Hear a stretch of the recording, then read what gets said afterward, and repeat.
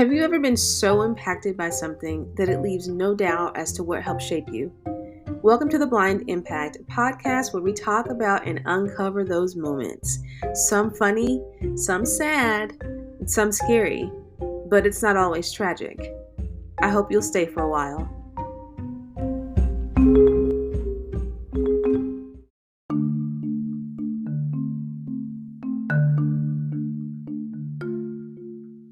Today's story goes like this.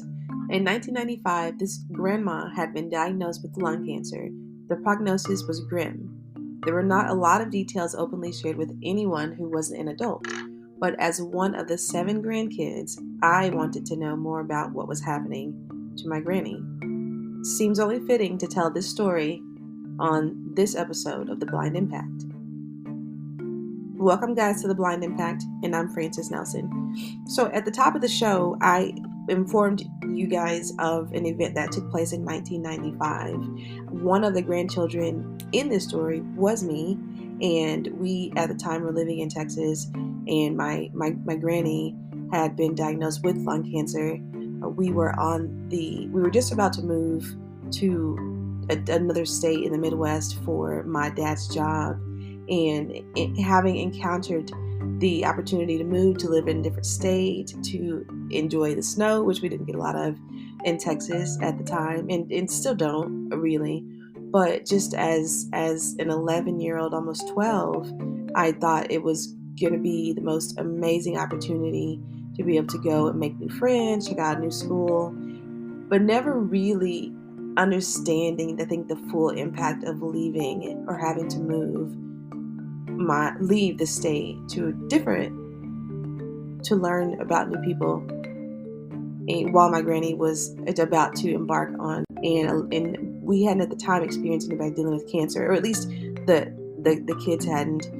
And I remember we had actually gone over to her house, and we walked into the front door, and like, if you can picture it, the steps, like, so you walk up the walk, and you are turning to approach her front porch, and then to the immediate right is her front door. Now, she's got a screen door over the front door, and her front door is open.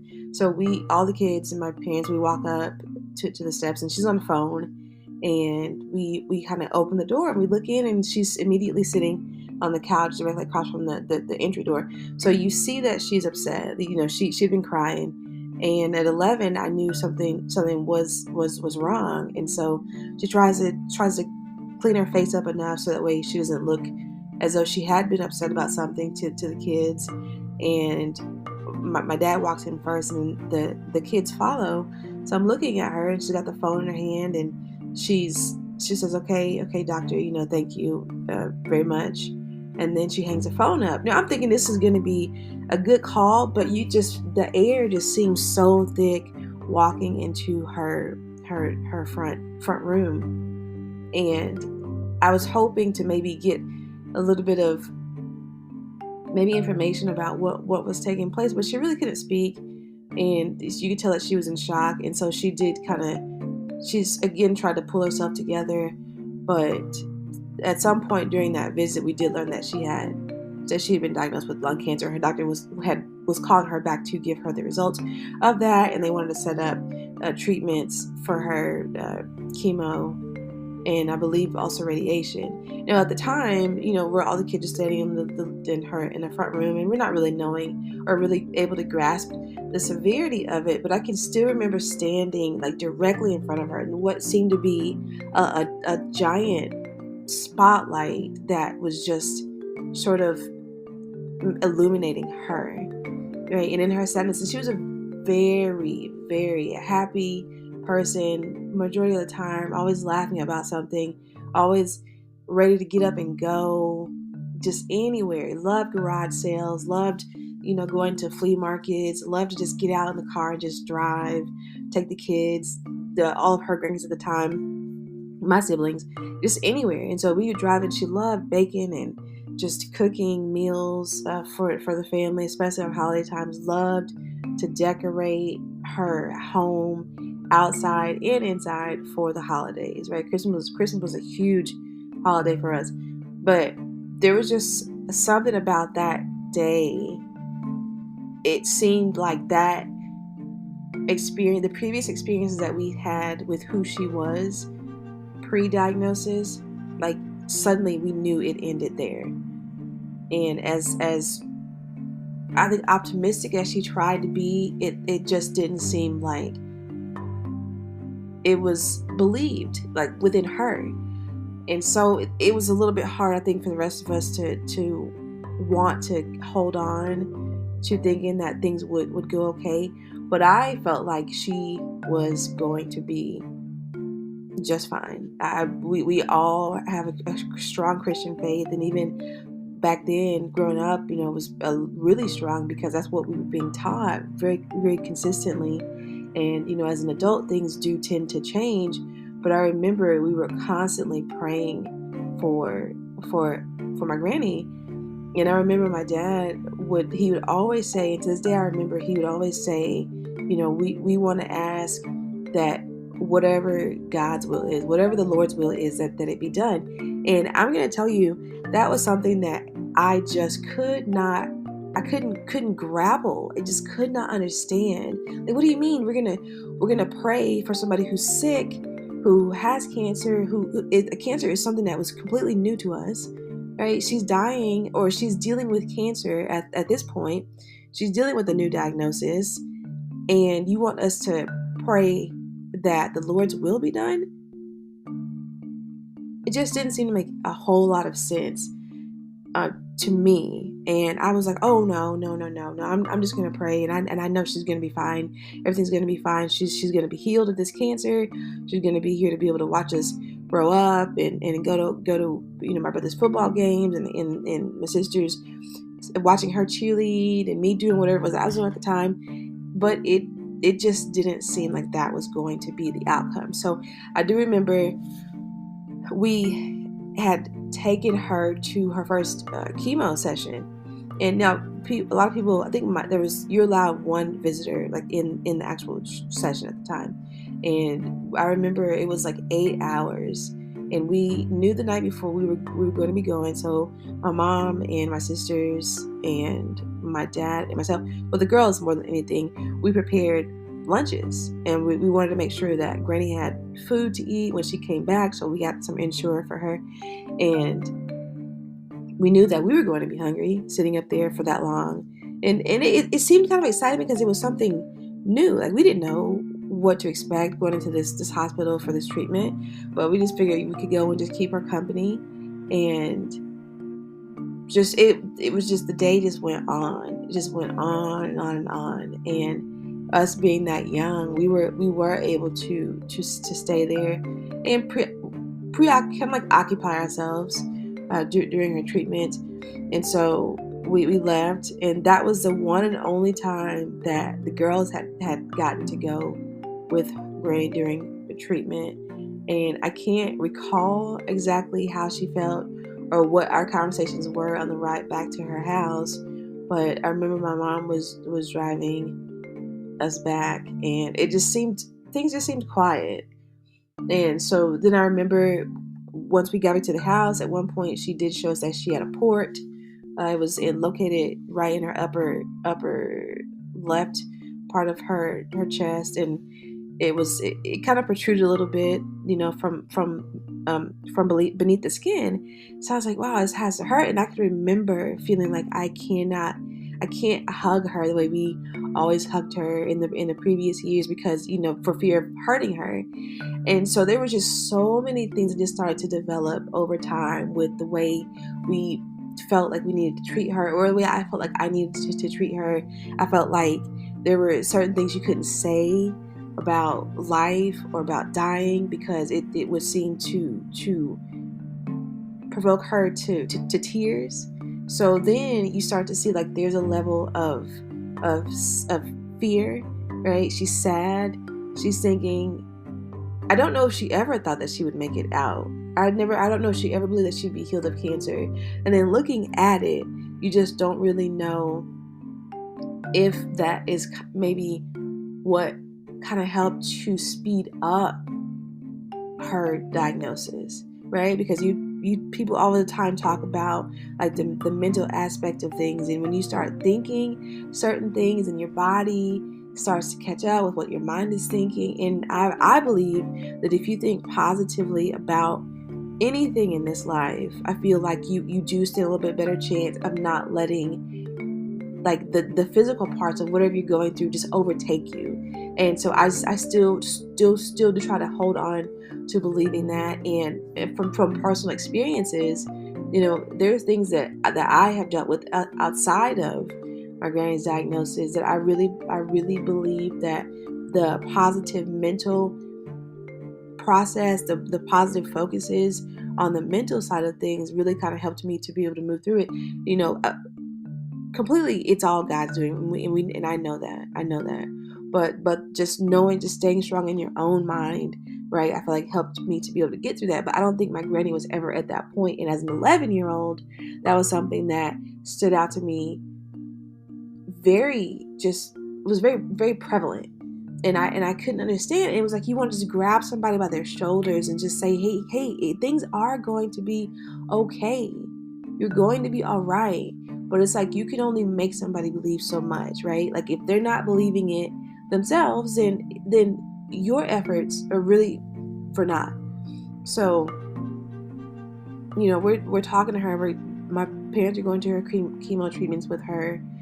The hair thing starts happening, and then the weight loss, and the shocker, I think, of it all. And I think what really made it difficult for her to grasp the fact that she was the one that was dealing with cancer was the sheer fact that she was a non-smoker. I don't know that she's ever smoked a cigarette in her life. I don't know that.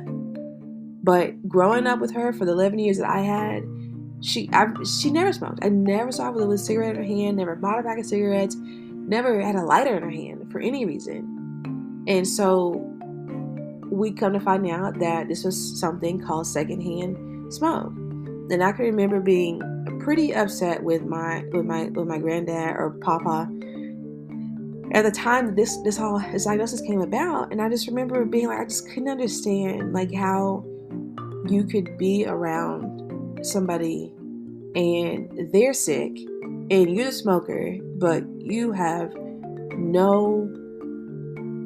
there's nothing at all whatsoever, no traces of you being a smoker. Nothing. So, that was something that I had to deal with. But needless to say, the treatments went on. She did end up having, I believe, if memory serves, she did end up having part of her. No, that was not her. I'm sorry. Okay, so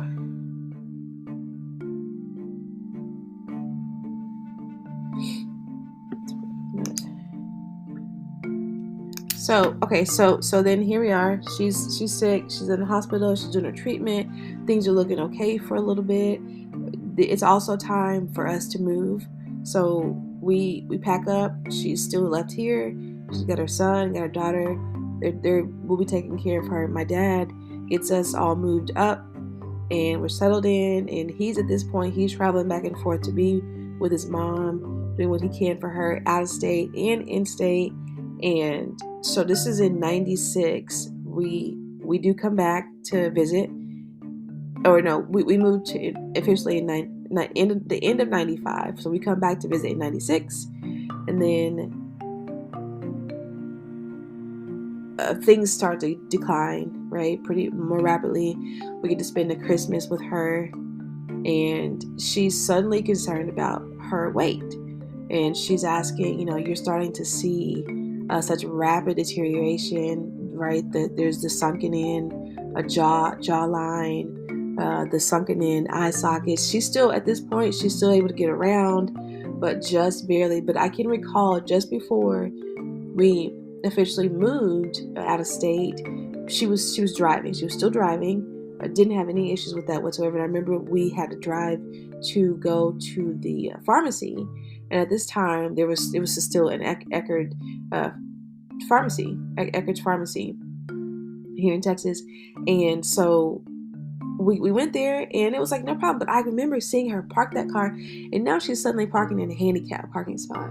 Right, never before we had to park in a handicap parking spot, but she's parking in a handicap parking spot, and then now she's getting out of the car a little bit more slowly.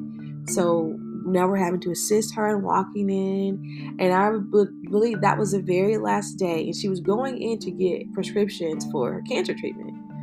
And I remember we walked we got back to the car, and she gets in, and I could remember overhearing a conversation about how expensive the cancer medication was, and to my memory there seemed to be a concern about being able to afford the medication. Now, she's got kids. They weren't going to let her go without, but I'm not sure if the insurance that they had didn't cover this medication or what the case might have been, but that was the first time that I had a revelation that my granny was facing some sort of financial issue. Didn't know. And maybe as a child mind, right, you perceive things differently, but there never seemed to be any issues with her financially. But then, okay, so that leaves me to wonder, wow, is it because of this cancer? Like, is this cancer taking all of her money? Right, so now I'm sad. I'm sitting in the back seat with my sisters, and my brother I think was in the front seat. And so we're driving. We drive back to her house, and I think she's getting ready for another treatment, another cancer chemo treatment that next day. So we do end up moving. We end up moving, and it was a real distraction. I can tell you, being in class, not knowing, being 8-9 hours away, not really knowing what was going on with her, and just being just kind of scared all of the time, right? Just not wanting her to die before we had a chance to get back to see her. And so we did come back a few times in between. We came back for Christmas on one occasion, and we stayed with my granny and celebrated with her. But at this point, she was now in-home hospital bed, right? She's receiving palliative care and then also hospice care. So we stayed there with her. We watched the nurses go in and out, and I remember my granny, she had to stand out of the bed to take a picture because my uncle had gotten her some roses, I believe, for Mother's Day. And she was always somebody who loved, lipsticks and painted nails and just rings and necklaces, just jewelry, right? Great hair, beautiful dresses, the most amazing smelling perfumes, right? Took such good care of herself, right? Like overly aware of hygiene. And that's something that it rubbed off, right? And so it's a memory, it's a smell, and it's an image of the way I think women are supposed to be. And that was what she depicted before she got sick, and even in her sickness, she was still trying to be a woman, what she felt was femininity.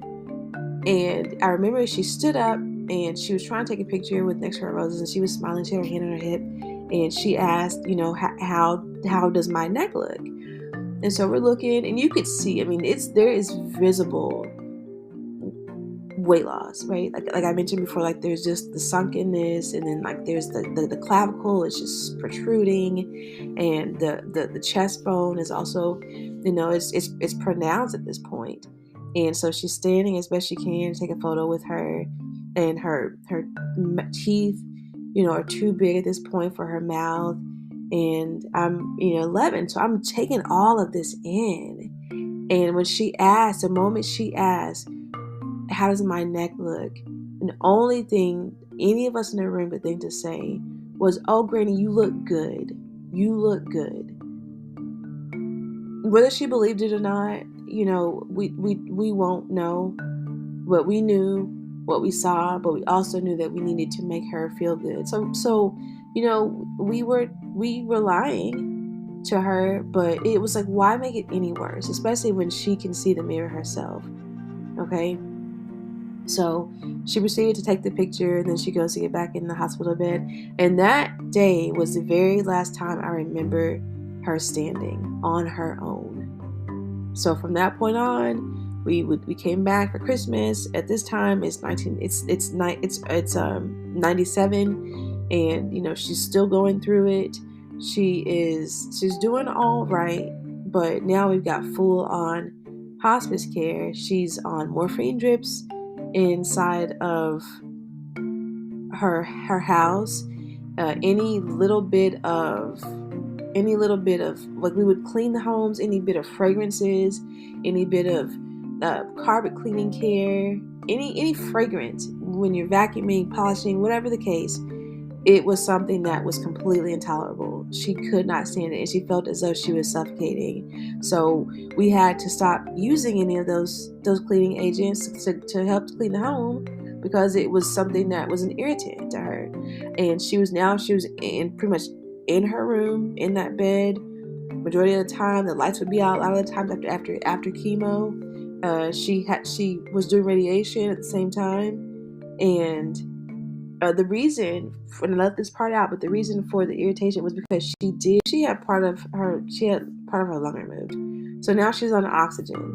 There's a big, large, like, oxygen, like, in-home full panel, like, oxygen machine, like what you see like in the hospitals. And I remember it's loud, and you can hear like the pulsating of the pumps going up and down, releasing and intaking and releasing all the oxygen. And the light, there was a faint two green lights on this machine, and it was like a grayish, kind of like tan plastic unit, and it's set on the floor, and it had a hose that ran from where it was location was all the way up to her bed, and of course to her nose. And I remember just being so careful. Like, I did not want to step on it. I didn't want to disconnect the hose in the event that it may cause her to suffocate. But I just remember, like, we come back, so we are just being very careful as to not cause her to be in any further uncomfortability or discomfort, rather. And so as we would visit her upon before she left to come to live with us out of state, we just wanted just to make sure that she was, comfortable as best we could. And being kids, that's so hard to do, because you can't really understand all that they may need. And my parents were there helping when we would be there, and it was just like, you had the parents and you had the kids kind of helping, but in the way. And then you've got the hospice nurse coming in, right after palliative care. And so there was just a lot of traffic in and out of her bedroom. And I remember just kind of looking in on her, just seeing, if she was okay in there. But a lot of the times when they were there, you could, like, the parent, or like my mom or my dad, they would be in there to maybe assist if need be. But for the most part, the door was closed. And I can understand it now, because there were things having to take place in there that she wouldn't want anybody to have to be exposed to, especially as kids, right? So then you go back to the understanding of everything that takes place when you are a cancer patient. And there's things that you just cannot do for yourself that have to be done. And I think that was a good decision for us not to be exposed to it, although we were aware that she was wearing a catheter for the last part of it. But I just felt helpless a lot of the times when they were there. But I also felt very grateful for experienced personnel, somebody who we hoped was going to care for her in maybe changing out the tubing to the port, cleaning that port area, and all the things that go with just the extended care. So we're grateful for that. And every single person that came in that was on the hospice staff, they were the most incredible people. Absolutely just very nice. And at the same time, it's really just empathetic.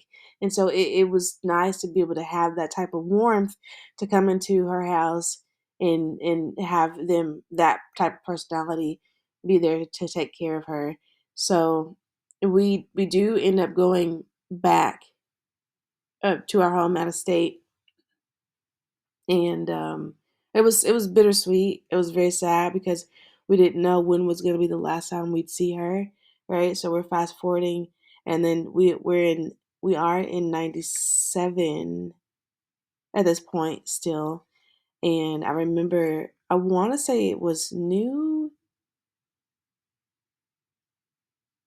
might it was the very end of 97, so it could have possibly been in October because it was a colder month, and my parents and I had driven back down, and we came back to Texas to take my granny to live with us out of state in our other home. And we there was the way to transport her was through a van. So we all the kids loaded up. We wanted to be riding with her in that van, and it was a van that the seats had been removed, so that way her hospital bed could be rolled into the van and secured inside that van. So the kids, we were sleeping with her in the back, and we were trying to talk with her, as best we could, and trying to make sure that she was comfortable. We just remember just wanting to keep the mood light. And even though in that particular circumstance, we just wanted to make sure that she's happy, right? And I know that it was my dad's opportunity to be able to spend whatever few days he had left with his mom. And so I knew that that was something that probably took a toll on him, but I know that it was what he felt was best because we couldn't live in Texas at the time. And so we're driving. I remember we made several stops just to check to make sure that she didn't need anything else. And, the kids would eat. And on this drive, it's an 8-hour drive, right? 8, 9 hours. So we're just driving. And I remember it was dark. And I can remember looking out of the back of this van, and there are the little cutout windows on the back of the door.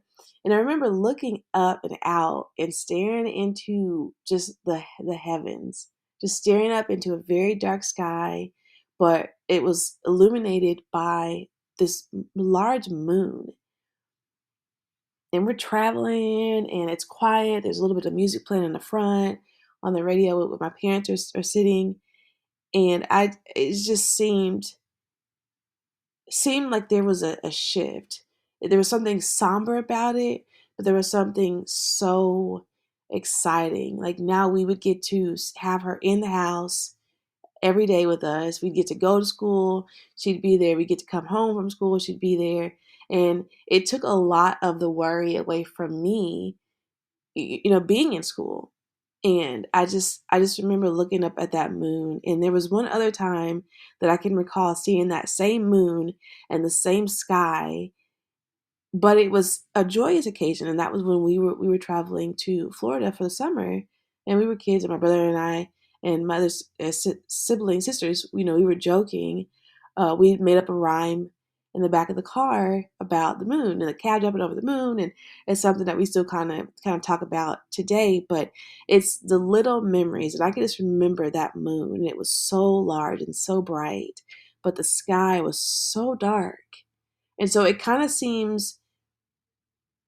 seems to have told a story on its own in that particular moment. Like there was gonna be hope. It was dark times, but there was still something bright that could come out of it. And it did. So we finally get there, and it's cold. It is cold, guys. And we're getting everybody offloaded, getting the luggage out, getting my granny out. We're going into the house, and just remember we had to be very careful with transporting her from the van. And my dad and my uncle at the time, they were moving her from that van to the into the house. And so just careful not to make any bumps to that could possibly cause her any additional pain. And so we get her into the house, get her situated. She's fine, but you can tell that there's a little bit of a level of, I think, uncomfortability for her because she didn't want to be a burden. Right now, she's in a new state. She did visit once before, but now she's in a new state as she's sick, and she doesn't want to have somebody else to help take care of her. And the caretakers were my dad and my mom, and then the kids, however, whenever we were allowed to help, right? So outside of like bringing her water, and ensure whatever, the larger responsibilities fell to my parents, and mainly my mom because she was a woman, so understandably. And I remember my mom was like telling my granny, like, this is not a big deal. This is something that I want to do for you and don't mind doing it for you. So you have to just let me do it. And there's a certain level of humility that you have to face when you are bedbound, right? There isn't anything that you can do because now your legs don't work at this point, and you can still think like you're cognitive and you can speak and you can move your hands and you can lift yourself up, right, with your arm and back strength, but you just cannot walk, right? So then that poses other problems, right? And so I just remember my granny. She resigned to the fact, right, that this is what she was needing to allow to happen, and she did it. And my mom is somebody who is 100% amazing. And there was never a time where I can remember seeing her when my granny lived with us, seeing her feeling inconvenienced or like, oh wow, this is I can't do this. It was something that my mom gave her all because she knew that she'd do the very same for her mom in the event that that would take place for her in life. And so my mom, we just continued to do what we did. We ate, we fed her. My mom painted my granny's nails, and there was a favorite color that my granny had, and she did end up dying with that same nail polish color on. And I remember at her funeral, she had it on beneath her gloves, and we were like, "Oh wow, remember we mom painted granny's nails." But so some time passes, and here things are. She's doing well enough to not have to have any outside hospice come in, aside from my parents and then us. And then there was like a turn. There was a turn, and so we do end up having to take her back. I believe it's for a doctor's appointment. So we drove her back to actually we did not. We didn't go. We stayed home because we had school. And I remember we loaded up the van, and my dad and I believe my uncle drove my granny back down for her appointment. And this was supposed to be something just for a checkup to kind of see how she was, how things were progressing or not progressing. And I remember just we all the kids stood outside in the driveway, and we were waving at her, and she was smiling, giving us the best smile that she could with whatever strength she could muster up. And we're just waving at her like, bye granny, we love you. She's like, bye, I love y'all. And so she's in the back of this van, and they drive away. But I remember the night before they left to go back to Texas, all the kids slept in the room that my granny was sleeping in.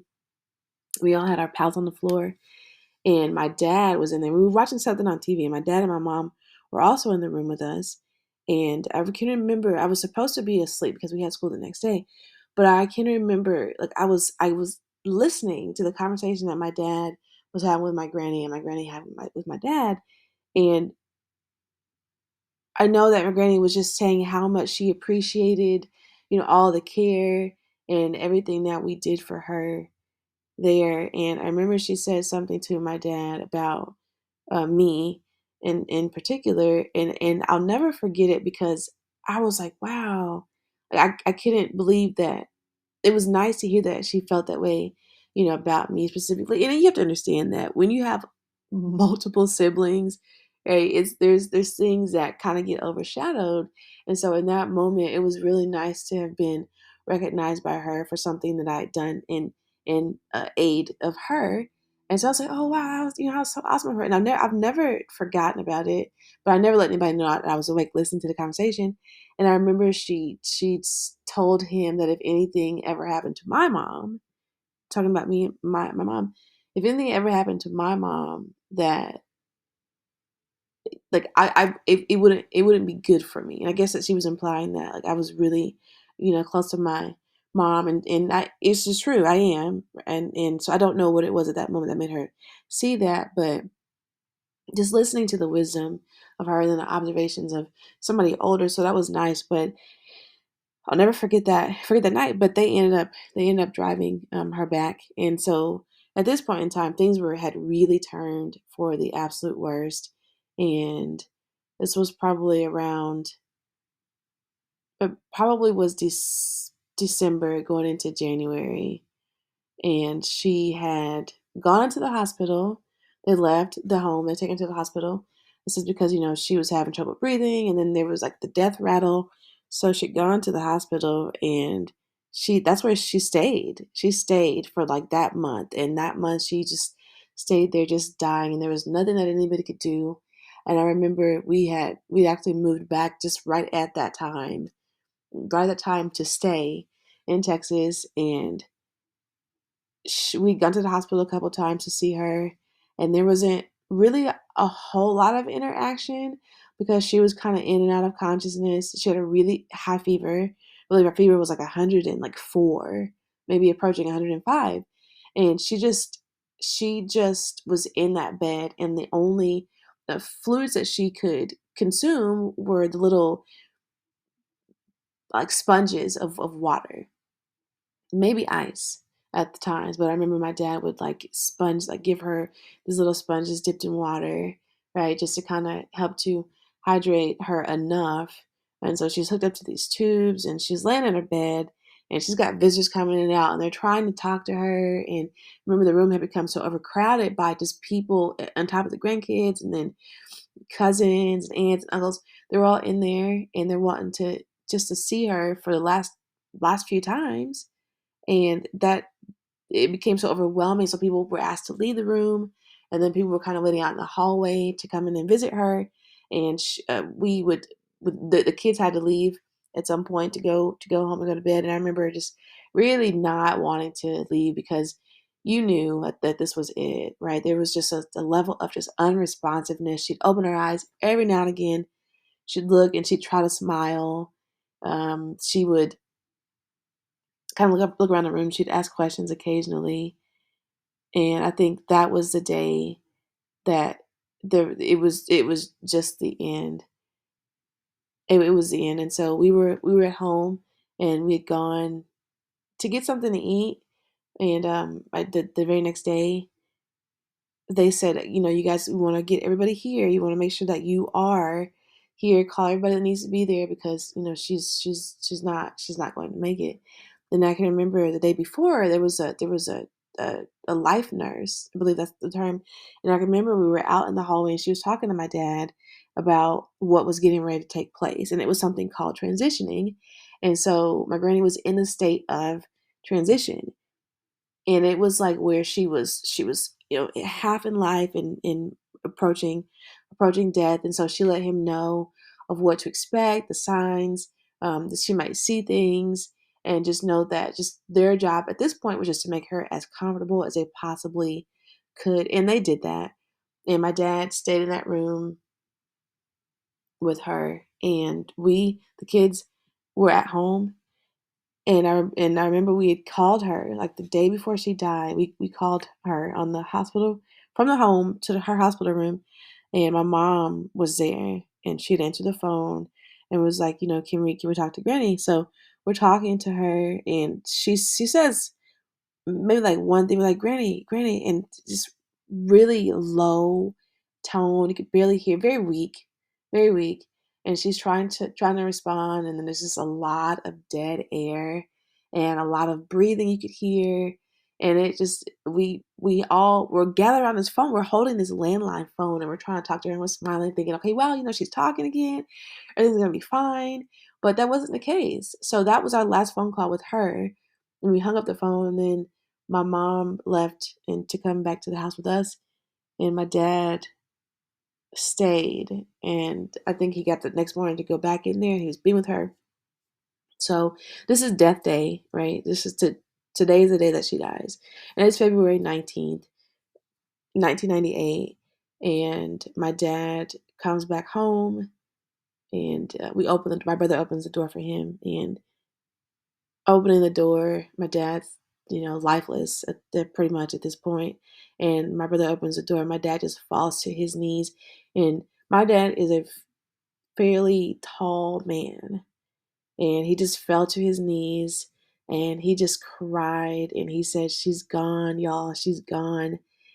And my brother was trying to, being at this point, he's 12. My brother's trying to hug my dad and try to help him to stand. And we're all gathered around my dad down on the, he's kneeling. And we're all trying to hug him and try to help him up. And I'm sure I was probably crying. And my mom comes in. And so we're all just trying to do what we can just to kind of console him, because how tragic, right? This is something that nobody saw years ago coming, and you don't expect this sort of tragedy to really hit and hit the way that it did, because this lady was a huge integral part of everybody's lives, right? Always doing whatever she could, always the grandma, the granny that wanted to do the baking and the cooking, and just home always smelled warm and just full of just food smells.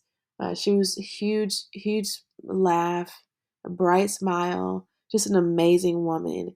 And to have her to be taken the way that she was something that clearly was an impact, and a blind one at that, for me.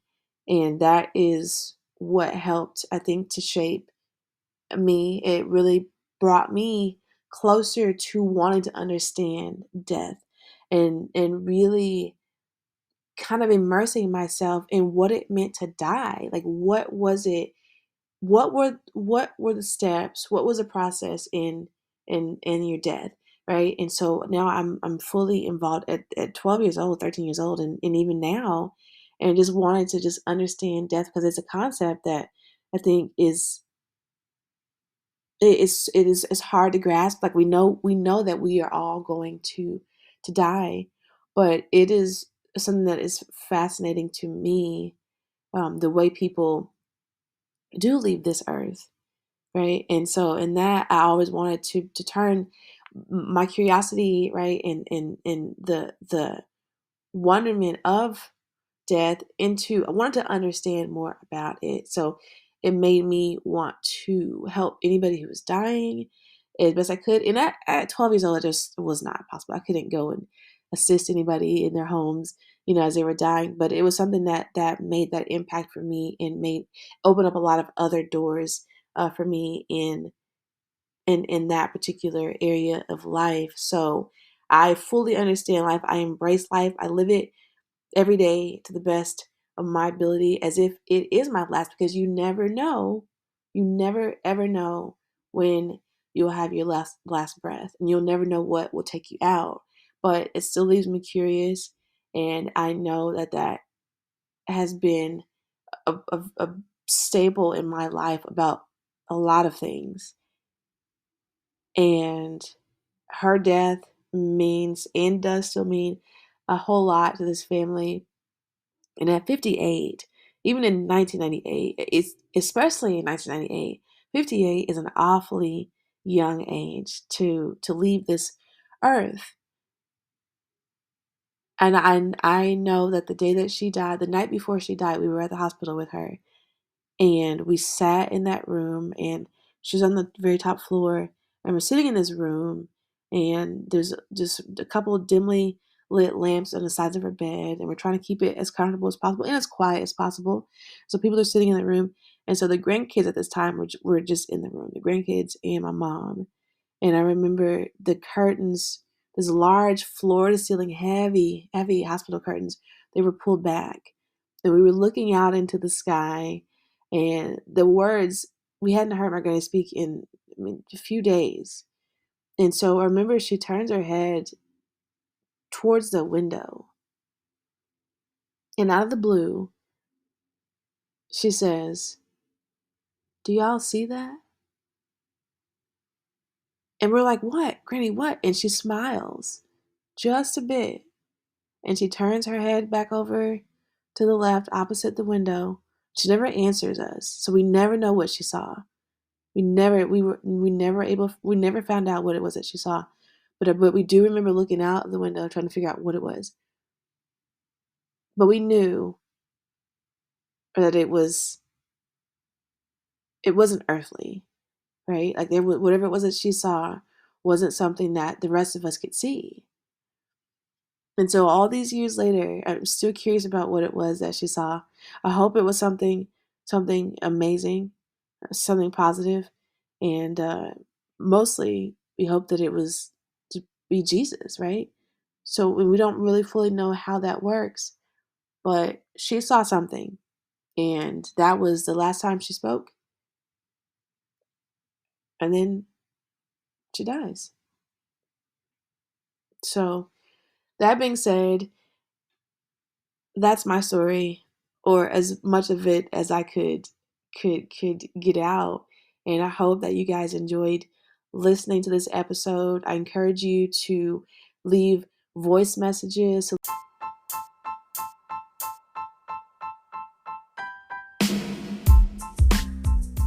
Thank you all so much for listening to this episode of The Blind Impact. If you like the show, please rate, subscribe, review. Follow us on Spotify, and if you have a story you'd like to tell, please email me at theblindImpact@gmail.com. Or if you have a story to tell and you'd like it read here by me, please include that in your email. Thank y'all, and remember, it's not always tragic. Show title credits go to Bailey DeStefano and myself, Francis Nelson. Thank you guys. I hope you enjoyed the show.